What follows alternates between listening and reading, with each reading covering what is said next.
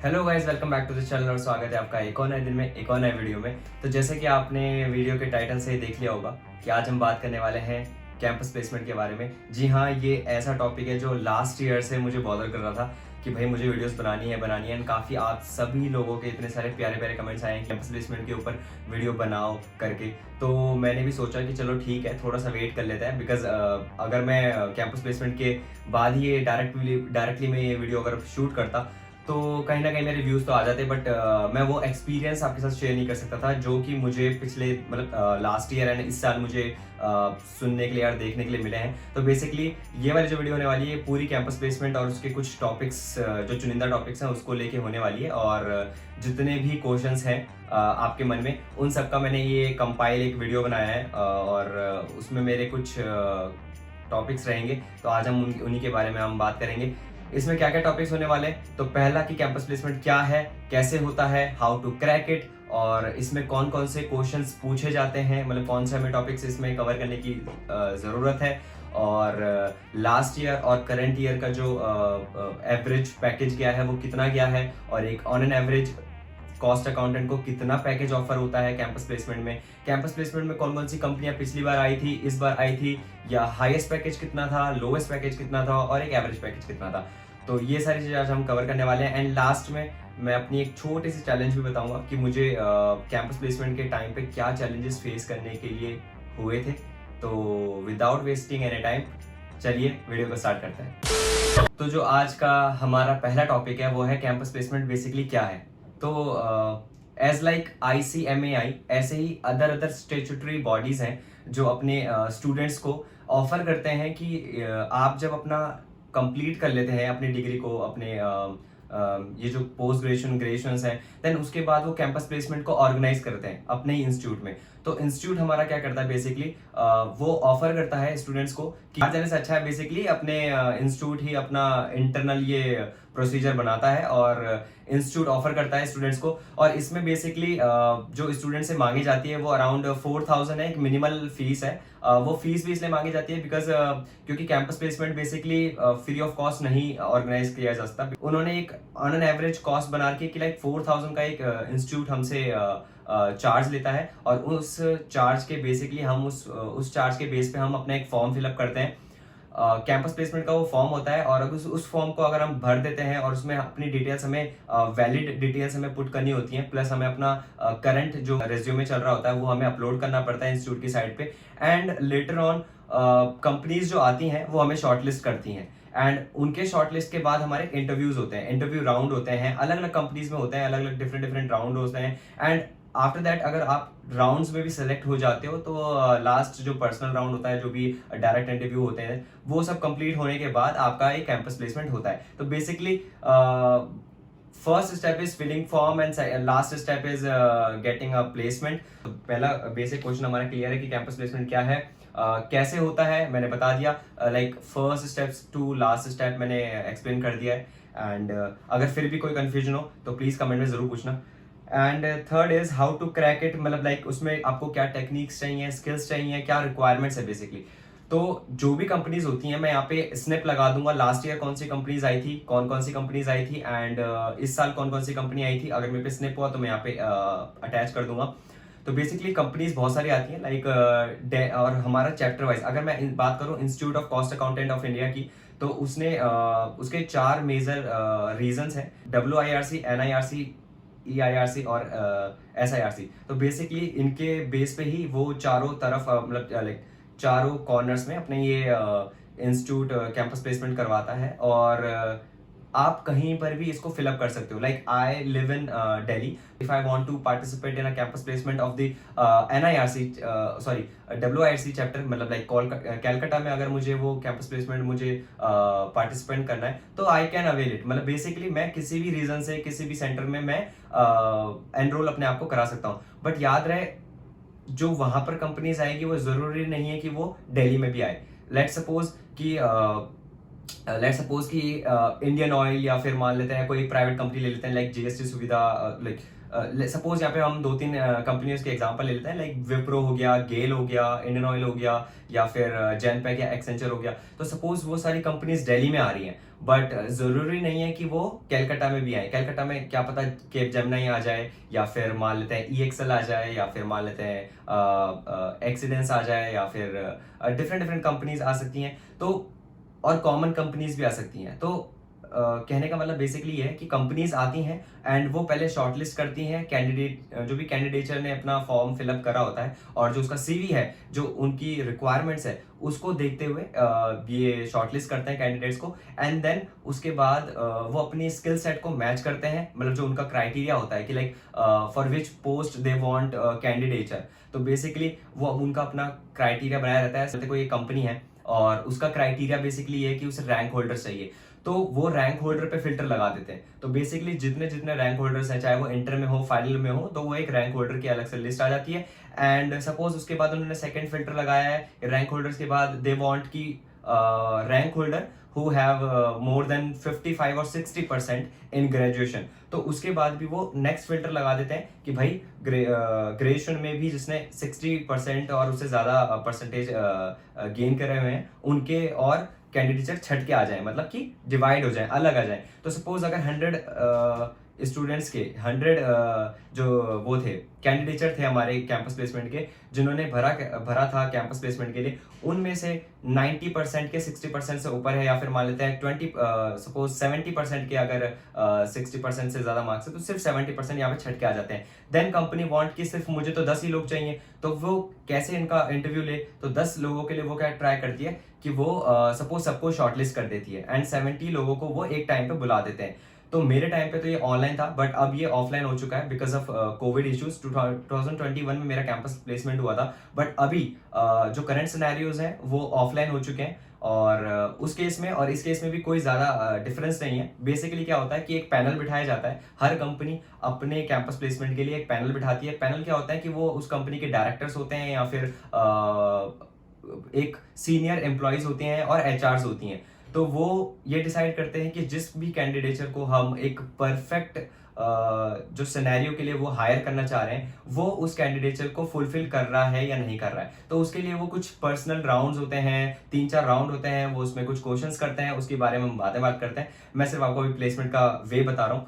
तो देन उसके बाद हाँ राउंड से सिलेक्ट होता है। सपोज उन्हें 10 एम्प्लॉयज चाहिए थे, यहाँ पे 70 एम्प्लॉयज हमारे पास रिक्वायरमेंट के लिए बैठे हुए थे, तो उनमें से वो 10 को सिलेक्ट करते हैं। सपोज वो अभी भी 10 को सिलेक्ट नहीं कर पा रहे, सपोज वो 15 सिलेक्ट हुए हैं बट उन्हें सिर्फ 10 चाहिए, तो उन 15 में से भी डायरेक्ट फिर वो GD लेते हैं, ग्रुप डिस्कशन करवाते हैं, या फिर पर्सनल राउंड्स लेते हैं। एंड देन दे फील कि भाई ये अब परफेक्ट, अब 10 बंदे हमारे पास आ गए हैं, एंड देन उनका सिलेक्ट हो जाता है। अब रही बात की जो बाकी हैं उनका क्या हुआ, तो अभी का जो करंट सिनेरियो है वो ये ऐसा है कि अगर आपका शॉर्ट लिस्ट 2 या 2 से ज्यादा कंपनीज में हो जाता है, तो आपको किसी एक कंपनी को ही आपको चूज करना पड़ेगा फॉर गोइंग फर्दर इंटरव्यूज।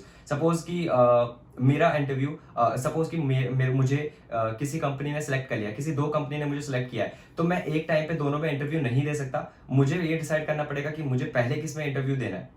तो मेरे केस में भी यही सिनेरियो था कि आप you can not avail the 2 company at a time. तो आपको एक कंपनी को यहाँ पर आपको छोड़ना पड़ेगा और दूसरी कंपनी को आपको सिलेक्ट करना पड़ेगा, जो कि इंटरव्यू का मेरे हिसाब से सही डिसीजन है बेसिकली, क्योंकि थोड़ा बहुत रिस्क भी होना चाहिए।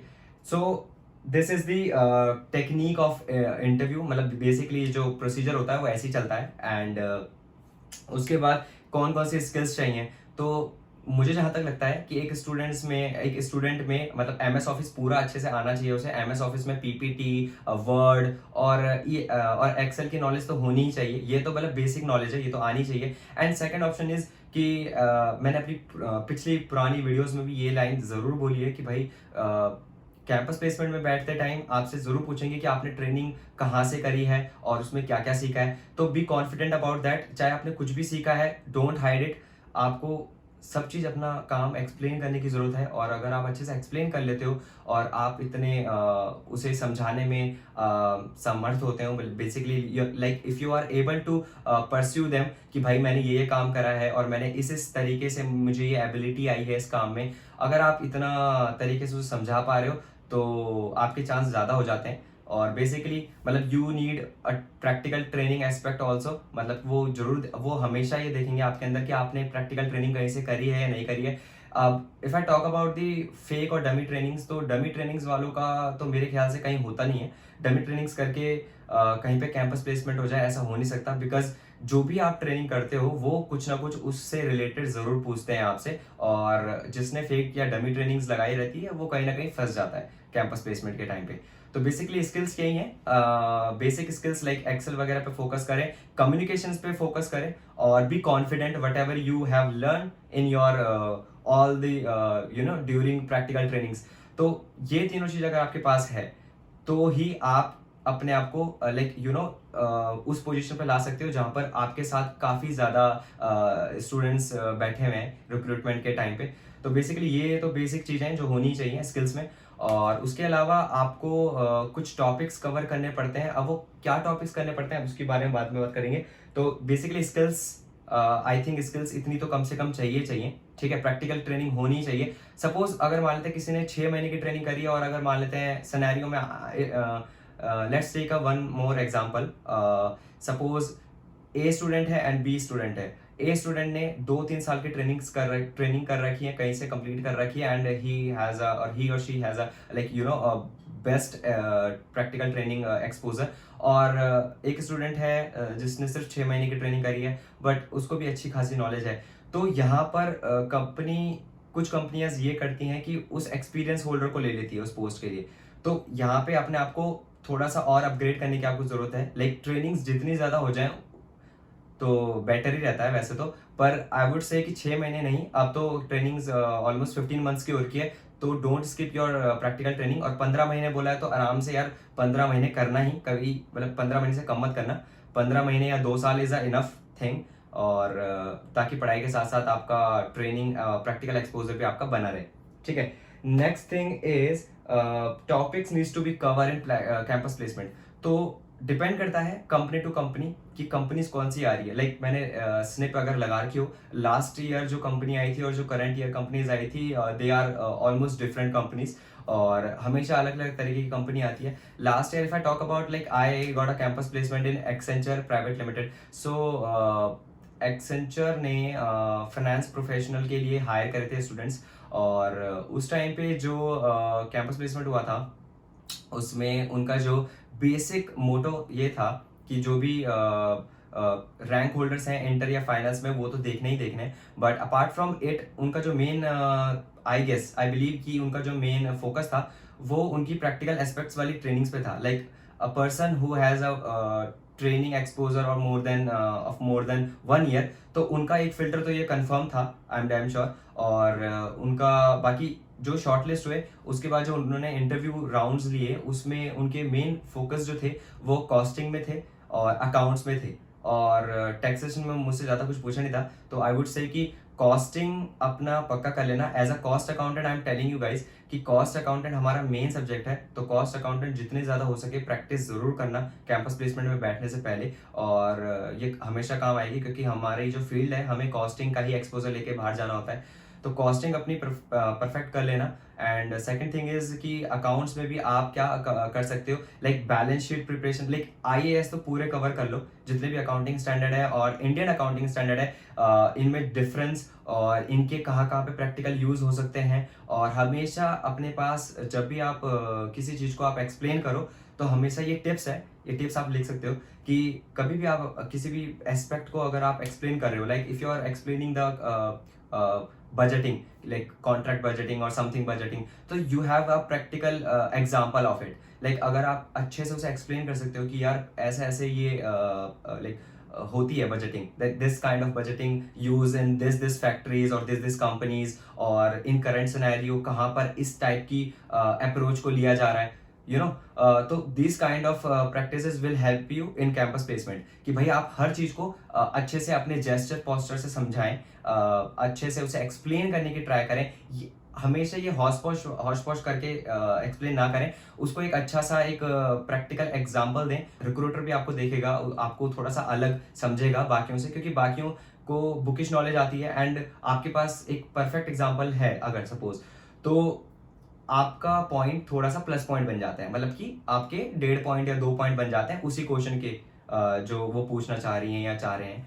तो बेसिकली आप एग्जाम्पल्स हमेशा रेडी रखें और इंडियन अकाउंटिंग स्टैंडर्ड की अच्छे से नॉलेज रख लें और बेसिकली आप कॉस्टिंग में फोकस ज़्यादा करें। और इसके अलावा ये तो चीज़ मेरे से पूछी गई थी, बट इसके अलावा मैं बाकी कंपनीज का अगर मैं बताऊं, जैसे मुझे थोड़ा बहुत पता चला, तो टैक्सेशन में भी जो करंट सिनेरियो चल रहा है कि लाइक मार्केट में क्या चल रहा है, करंट टैक्सेशन रेट क्या चल रही है, स्लैब रेट्स में क्या चेंजेस आ रहे हैं, क्यों आ रहे हैं, ये भी याद रखना। और हमारे जो जीएसटी है, जीएसटी इज कोर, तो बेसिकली जीएसटी की जितनी भी रेट्स हैं, कहाँ कहाँ पे कैसे कैसे जीएसटी अप्लाई होता है, जीएसटी का पूरा बेसिक अपने दिमाग में हमेशा याद रखना while sitting in campus placement. तो these are the basic requirements of companies. And if I'm saying basic requirements, तो basically आपको आना ही चाहिए. You cannot skip a single part of it. तो अगर आपके पास ये सारी चीजें हैं तो कहीं ना कहीं आपका एक प्लस पॉइंट रहता है। बाकी अगर कोई भी अगर इससे रिलेटेड डाउट है तो कमेंट सेक्शन में जरूर पूछना, बिकॉज आपके कमेंट्स आएंगे तभी मैं वीडियोस बनाता हूँ, अदरवाइज मुझे पता नहीं चल पाएगा कि क्या क्या डाउट्स आ रहे हैं। और इसके अलावा if you haven't follow me on Instagram, please follow me on Instagram. यहाँ पे आईडी आ रही होगी @RBKWines करके, वहां मिलते हैं, वहां बातें करते हैं। नेक्स्ट टॉपिक इज कि लास्ट ईयर और करंट ईयर के पैकेज में कितना डिफरेंस है। तो आई वुड से कि जो गवर्नमेंट कंपनीज हैं, पिछले साल की जो गवर्नमेंट कंपनीज थी, गेल, भेल और यही आई थी, आई गेस कम ही आई थी PSUs, बट जो इस बार की PSUs आई थी वो PFC आई है और इंडियन ऑयल आई है और आई गेस रेलवे की आई है, IFRC करके, जो रेलवे की फाइनेंस कॉर्पोरेशन है। तो बेसिकली ये सारी कंपनीज आई हैं जो कि थोड़ी सी महारत्न में काउंट होती है और फॉर्च्यून 500 में काउंट होती है। और जो इस बार का जो हाईएस्ट पैकेज गया है वो PFC का गया था और पावर फाइनेंस कॉर्पोरेशन का गया था, 27.8 लाख का गया है, सॉरी 27.5 लाख अराउंड का वो पैकेज गया है। And if I talk about the last year highest package, तो वो एक्सेंचर का गया था, 22 लाख वो पैकेज गया था। और if I talk about the average package, तो एवरेज पैकेज हमारे इंडिया में कॉस्ट अकाउंटेंट को जो मिलता है वो 6,96,000 मिलता है। मतलब कि एवरेज पैकेज जो भी होता है वो सारे नॉर्म्स को देख के ही डिसाइड होता है। तो आई वुड से कि 7 लाख अप्रॉक्स तक एवरेज पैकेज एक कॉस्ट अकाउंटेंट का जाता है। और if I talk about the minimal package, मतलब मिनिमम अगर पैकेज की मैं बात करूँ तो मिनिमम पैकेज जो जाता है वो 5 लाख अराउंड जाता है। इससे कम भी जा सकता है यार, वो कंपनी टू कंपनी डिपेंड करती है और मार्केट क्राइसिस की मार्केट के एस्पेक्ट्स पे डिपेंड करता है। बट आई वुड से कि वो 5 अराउंड चले जाता है। I would not discuss my salary है, बट आई वुड से कि एवरेज पैकेज जो है वो 7 लाख तक जाता है और हाईएस्ट पैकेज पिछले साल का 22 था and highest package current year का 27.5 लाख था, वो भी एक गवर्नमेंट कंपनी में, लाइक PSUs कंपनी में। And if I talk about the topics I have covered already, and अगर फिर भी कोई डाउट रहता है तो कमेंट में जरूर पूछना। Now let's talk about the story behind my campus placement. तो जब मेरा कैंपस प्लेसमेंट एक्चुअली होने वाला था, लाइक आपको मैंने एक अभी सबसे पहले जब मैंने इस वीडियो को स्टार्ट किया था तो उसमें मैंने एक लाइन बोली थी कि आपको एक फॉर्म फिलअप करना पड़ता है। ये फॉर्म का जो कॉस्ट होता है वो 4,000 पर स्टूडेंट रहता है। और इस फॉर्म को फिलअप करने से पहले ही मुझे जो चैलेंजेस आए, आज मैं आपके साथ वो शेयर करने वाला हूँ। बिकॉज तो उस टाइम पे मुझे जो चैलेंजेस फेस हुए थे, मैं बहुत हरी में था, मतलब लाइक बहुत फटाफट मैं चीज़ों को निपटाने की कोशिश करता हूँ।